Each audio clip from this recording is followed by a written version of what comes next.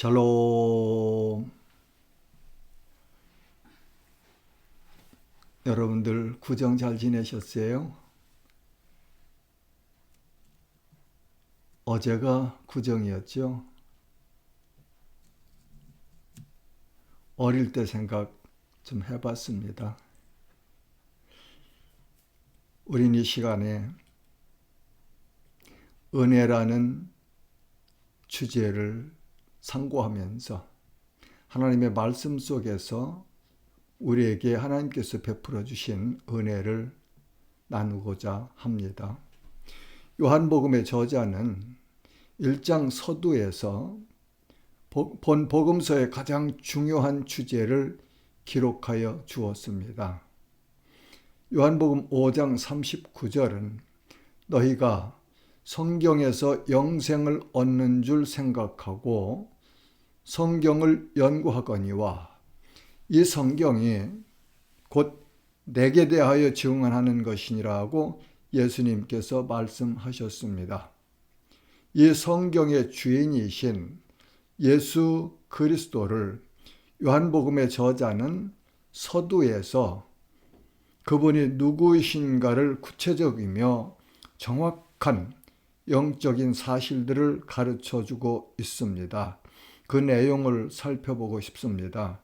1절에서는 그리스도를 말씀으로 그리고 하나님으로 가르쳐 주시고 2절에서는 그 말씀이 태초부터 하나님과 함께 계셨음을 알려주며 3절에는 말씀이신 그리스도가 창조주이심을 가르쳐 주었습니다. 4절에는 말씀이신 그리스도 안에 생명이 있었다고 영생이신 그리스도를 나타내주고 4절과 5절에서 말씀이신 그리스도가 빛이시라는 사실을 12절은 그 이름을 믿는 자는 하나님의 자녀가 된다는 사실과 13절은 하나님의 자녀들은 혈통과 육정으로 나지 아니하고 하나님께로부터 난다는 영적 사실을 14절은 말씀이신 그리스도가 육신으로 오신 아버지의 독생자시다. 그리고 18절에서 독생하신 하나님이라고 가르쳐 주었습니다. 위의 내용들을 정리하자면 말씀은 그리스도시며 하나님이시고 하나님의 독생자이심을 밝혀주며 이 예수를 믿는 자는 구원을 받는다는 엄청난 진리를 가르쳐 주고 있습니다. 그리고 14절, 16절, 17절에는 은혜와 진리에 대하여 밝혀주고 있습니다.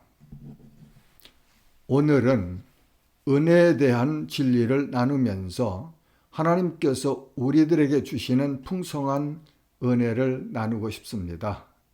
은혜라는 단어는 구약에서는 헤세드라는 단어를 사용하였습니다.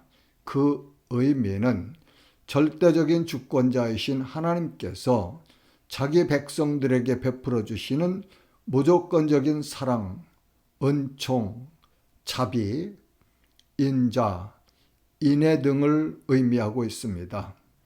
받을 수 있는 아무 조건이 없는 자에게 주어지는 선물이 은혜라고 합니다. 은혜는 두 가지의 은혜가 있습니다. 일반 은혜와 특별 은혜가 있습니다.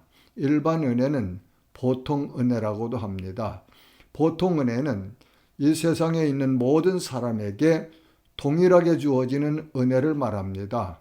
보통 은혜는 하나님께서 일반적으로 주시는 햇빛과 공기와 비와 이슬과 물과 만물 속에서 얻을 수 있는 아름다움과 유익함으로 누구나 공통적으로 누릴 수 있는 선물을 말합니다. 다른 하나의 특별 은혜는 영혼 구원에 관한 선물을 말합니다. 이 특별 은혜는 하나님께서 창세 전에 그리스도 안에서 구원하시기로 작정하신 사람들에게 주어지는 선물입니다. 하나님의 이 은혜는 율법 아래에 있는 인간들에게는 율법을 행함으로는 이룰 수 없는 의를 가질 수 있도록 하기 위해서는 반드시 하나님의 은혜가 필요했습니다. 율법은 하나님의 대리자인 인간 모세를 통해 주어졌지만 완전하게 하는 은혜는 하나님께서 친히 자신이 가지고 오심으로 은혜의 중요성을 강조하고 있습니다. 로마서 5장 21절은 이는 죄가 사망 안에서 왕노릇한 것 같이 은혜도 또한 의로 말미암아 왕노릇하여 우리 주 예수 그리스도로 말미암아 영생에 이르게 하려 함이라고 말씀하십니다. 예수님의 성육신은 아버지의 은혜이며 선물입니다. 말씀이 육신이 되어 우리 가운데 거하심에 하나님의 독생자이신 예수님이 이 땅에 오신 것이 성도들에게 은혜입니다. 그래서 기독교에서 가장 큰 명절 둘을 꼽는다면 첫째는 예수님의 탄생을 기념하는 성탄절이고 다른 하나는 예수님께서 십자가에서 죽으시고 장사한 지 사흘 만에 부활하신 부활절입니다.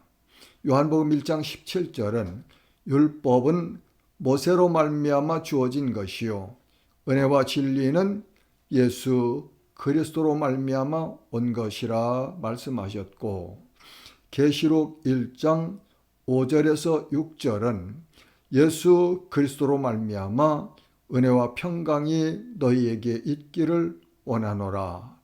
우리를 사랑하사 그의 피로 우리를 해방하시고 그의 아버지 하나님을 위하여 우리를 나라와 제사장으로 삼으신 그에게 영광과 능력이 세세토록 있기를 원하노라고 말씀하십니다. 예수님의 대속 죽으심이 은혜입니다. 예수님의 대속 죽으심이 없었다면 우리들은 구원받을 길이 없었습니다. 로마서 3장 24절은 그리스도 예수 안에 있는 속량으로 말미암아 하나님의 은혜로 값없이 의롭다 하심을 얻은 자 되었느니라고 말씀하십니다. 하나님의 아들이 저주받은 죄인이 매달려 죽는 나무 위에서 죽으신 일은 하나님께서 우리를 사랑하시는 은혜와 사랑의 극치입니다. 믿는 자들의 죄가 완전하게 사하여지는 속죄의 제사를 예수님의 육신의 죽으심으로 하나님 앞에서 완전하게 이루셨습니다. 예수님의 부활이 은혜입니다.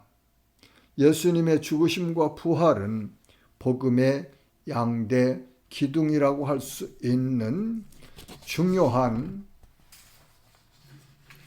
사실입니다. 은혜가 사람에게 임하시면 자신의 죄를 깨닫게 됩니다. 누가복음 5장에는 게네사렛 호수에서 고기잡이를 하고 있던 베드로는 밤새도록 열심히 그물을 내리고 걷고 했지만 잡은 것이 없는 상황이었습니다. 그때 예수님께서 베드로를 찾아오시죠. 베드로의 배를 빌려서 회중들에게 복음을 전하신 예수님께서 깊은 데로 가서 그물을 내리라는 말씀에 순종했습니다. 그랬더니 힘이 많은 고기를 잡고 나서 베드로는 예수의 무릎 아래에 엎드려 이르되 주여 나를 떠나소서 나는 죄인이로소이다 라고 고백을 합니다. 바울 사도도 예수 믿는 자들을 잡으려고 산헤드린 공회에서 공문을 받아가지고 다메섹으로 가던 중에 그 다메섹 도상에서 찾아오신 예수님을 만납니다. 만나고 난 후에 그는 사울이 바울로 변화해서 자기 남은 인생을 오직 자기를 구원해 주신, 자기에게 은혜를 베풀어 주신 그 예수 그리스도를 증거하는 일에 일생을 드렸습니다. 은혜는 참 놀랍습니다. 예수를 믿음으로 하나님의 자녀가 된 것이 은혜입니다. 에베소서 2장 8절은 너희는 그 은혜에 의하여 믿음으로 말미암아 구원을 받았으니 이것은 너희에게서 난 것이 아니요 하나님의 선물이라. 하나님의 은혜를 받은 사도 바울은 그가 기록한 서신서에서 은혜라는 단어를 101번을 사용하였다고 합니다. 고린도후서 13장 13절 말씀은 주 예수 그리스도의 은혜와 하나님의 사랑과 성령의 교통하심이 너희 무리와 함께 있을지어다 라고 고린도에 보내는 편지 말미에 이렇게 인사를 나누지요. 우리 교회는 이 말씀을 사용하여 예배 시에 목사님들이 축도를 하는 말씀이 됩니다. 사랑하는 지체 여러분, 우리들은 하나님의 은혜를 받은 사람들입니다. 이 은혜를 감사하면서 살아야 합니다. 범사에 감사하는 삶을 살려면 이 은혜를 감사해야 하지요. 그리고 항상 기뻐하는 생활을 할 수 있는 것이 이 은혜를 받은 사람들이 은혜를 깨닫고 감사할 때 항상 기뻐하는 삶을 살 수 있습니다. 이것이 하나님의 은혜를 입은 사람들이 살아가는 모습이어야 합니다. 이런 은혜가 오늘도 저와 여러분들, 우리 안에 충만하시기를 주님의 이름으로 축복합니다. 샬롬.